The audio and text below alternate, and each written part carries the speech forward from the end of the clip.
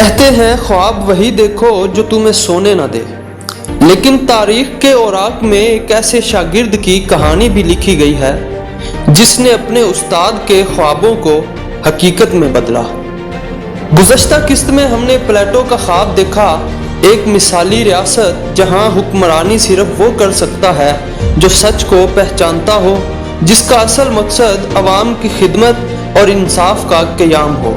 لیکن آج ہم اس خواب کے سب سے ذہین شاگرد کی کہانی کو جانیں گے، جس نے نہ صرف استاد کا احترام کیا بلکہ اس کے خیالات سے اختلاف بھی کیا۔ وہ فلسفی جس نے خیالی دنیا کو حقیقت کی زمین پر اتارا، جسے دنیا ارسطو کے نام سے جانتی ہے۔ میں ہوں آپ کا میزبان اور آپ دیکھ رہے ہیں پولیس ٹو پاور۔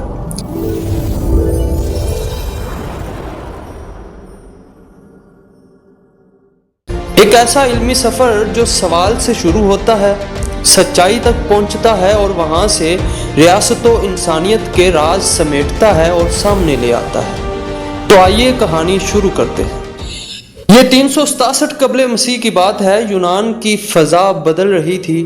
ایتھنز ایک ایسا شہر بن چکا تھا جہاں صرف جنگ نہیں، علم بھی ایک ہتھیار بن چکا تھا۔ ادھر شمالی یونان کے شہر سٹیگرا میں ایک 17 سالہ نوجوان ارسطوٹل اپنے والد کی وفات کے بعد فکری یتیمی کا شکار تھا۔ اس کے والد بادشاہ امینتس III کے شاہی طبیب تھے، اور ان کے انتقال کے بعد ارسطوٹل کو ایک ایسا راستہ چاہیے تھا جہاں سوالوں کو صرف سنا نہ جائے، سمجھا بھی جائے۔ اسی تلاش میں اسے پلیٹو کی اکیڈمی کا پتہ چلا، جو اس وقت ایتھنز میں علم و فکر کا سب سے بڑا مرکز تھی۔ پلیٹو اس وقت اپنے نظریہ، فارمز اور مثالی ریاست کے تصورات کے عروج پر تھا۔ ارسطوٹل نے اکیڈمی میں داخلہ لیا اور اگلے 20 سال یعنی پلیٹو کی وفات 347 قبل مسیح تک وہاں نہ صرف اس نے تعلیم حاصل کی بلکہ استاد کا سب سے ذہین، سب سے نقطۂ رس شاگرد بن کر ابھرا۔ لیکن ارسطوٹل صرف ایک خاموش سیکھنے والا نہیں تھا، وہ سوال کرتا، دلیل لاتا، مشاہدہ کرتا اور پلیٹو کے خیالات سے کئی مواقع پر اختلاف بھی کرتا۔ پلیٹو نے ایک بار اسے the mind of the academy کہا، مگر دل میں ایک الجھن تھی، کیونکہ پلیٹو خیال کی دنیا میں رہتا تھا اور ارسطوٹل حقیقت کی زمین پر جینا چاہتا تھا۔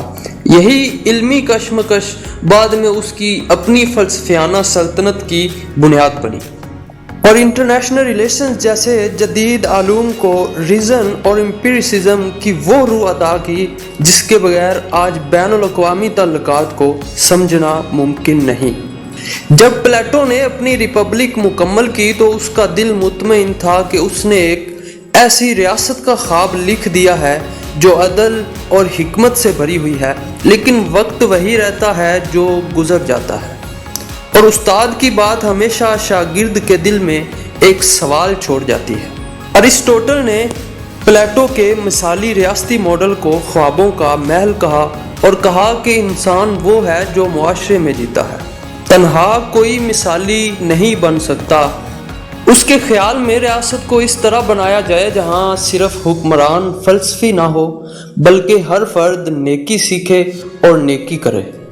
پلیٹو کا فلسفی بادشاہ یعنی فائلوسفر کنگ صرف چند لوگوں کے لیے تھا، مگر ارسطوٹل کا علم سب کے لیے تھا۔ پھر قسمت نے وہ موڑ لیا جس نے تاریخ کا دھارا بدل کر رکھ دیا۔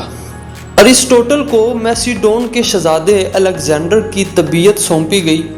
یہ وہ لمحہ تھا جب فلسفہ اور اقتدار آمنے سامنے نہیں بلکہ ایک ہی میز پر بیٹھ گئے تھے۔ ارسطوٹل نے الیگزینڈر کو صرف سیاست نہیں سکھائی بلکہ زندگی کو سمجھنے کا شعور دیا۔ اس نے کہا، فتح تمہارے ہاتھ میں ہو سکتی ہے مگر انصاف صرف تب ممکن ہے جب تم خود کو پہچان لو گے۔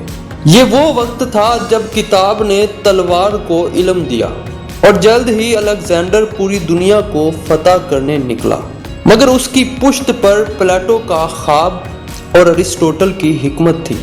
ارسطو کا نظریہ یہ تھا کہ ریاست صرف طاقت سے نہیں بلکہ اچھے شہریوں، متوازن قانون اور اعتدال پسند حکومت سے بنتی ہے۔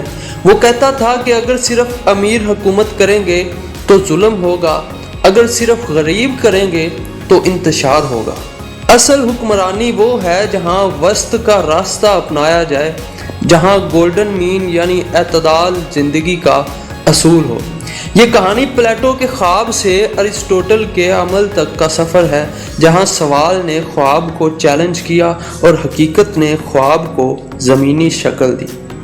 اگر آپ جاننا چاہتے ہیں کہ الیگزینڈر دی گریٹ یعنی سکندر اعظم نے پوری دنیا کو کیسے فتح کیا اور یہ سفر کیسے شروع ہوا اور آخرکار پوری دنیا کو فتح کرنے والا انسان تنہا کیسے رہ گیا اور خود سے کیوں ہار گیا، اس کی فوج نے اس کا ساتھ کیوں چھوڑ دیا اور سکندر اعظم اس دنیا فانی سے کیسے رخصت ہوا، تو ایپیسوڈ 2 ضرور دیکھیں۔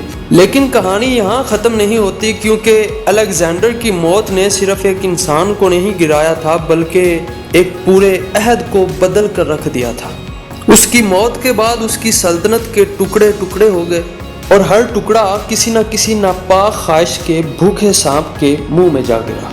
اگلی قسط میں ہم جانیں گے کہ سکندر اعظم کی آستین میں پلنے والے وہ سانپ کون تھے جنہوں نے کبھی اس کے ساتھ وفاداری کے وعدے کیے لیکن اس کی آنکھیں بند ہوتے ہی تاج و تخت کی خاطر بھائیوں کی طرح کٹ مرنے لگے۔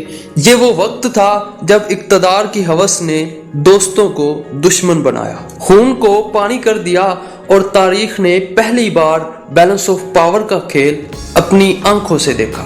اگر آپ چاہتے ہیں کہ یہ فکری سفر اسی طرح جاری رہے تو چینل پولیس ٹو پاور کو سبسکرائب کریں۔